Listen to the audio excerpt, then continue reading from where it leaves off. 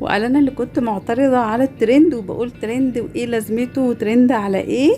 دلوقتي مش قادرة ابطل اكل منها بجد من حلاوتها. واو. تحفة. تعالوا يا جماعة اقول لكم ازاي نعمل ترند دبي.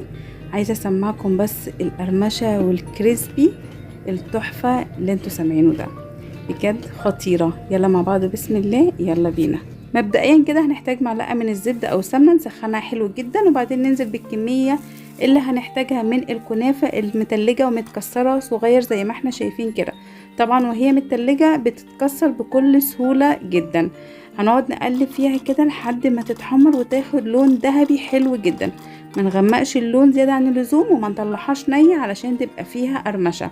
يعني كده درجة اللون والتحميصة حلوة جدا. في الوقت ده بقى هنوطي النار خالص وهنحط عليها معلقتين من زبدة الفستق زي ما احنا شايفين. طبعا لو مش متاح زبدة فستق ممكن نحط عليها زبدة فول سوداني، ممكن نحط عليها زبدة لوتس، اي حاجة. وهنجيب بقى مكعبين من الشوكولاتة البيضاء نسيحهم في حمام مية زي ما شفنا ونرفعهم على نار لحد الشوكولاتة ما تسيح كده. هنجيب بقى القالب اللي هنحط فيه الشوكولاتة بتاعتنا او اي حاجة مستطيلة اي شكل. هنجيب بقى شوكولاته البيضه ونحطها كده في قمع الحلويات وهنبدا نرصها. ممكن تعمليها بالمعلقه كده تشكيل عشوائي مفيش اي مشكله. هنجيب بقى قالب شوكولاته الغامقه وهنروح نسيحه برده في ميه زي الشوكولاته البيضه بالظبط، ونعمل فتحه في كيس الشوكولاته الغامقه ونبدا ننزل نص كميه الشوكولاته الغامقه كده في الطبقه دي، ونحاول ان احنا نغطي اي فتحه او اي حاجه مبينه الشوكولاته البيضه، ونخبط كده بالقالب علشان نساوي الكميه.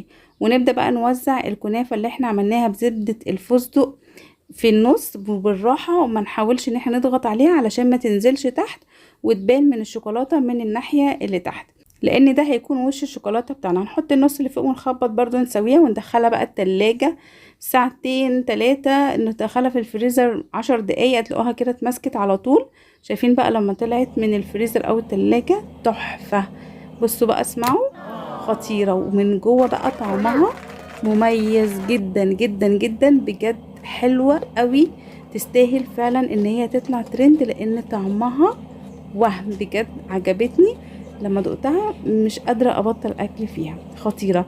الكنافة بالفستق جواها طعمها تحفة. وزي ما قلت لكم ممكن نستبدل زبدة الفستق بأي نوع زبدة لوتس، زبدة فول سوداني، أي حاجة، علشان أنا عارفة إن هي مكلفة جدا. وبس كده خلاص، وباي باي.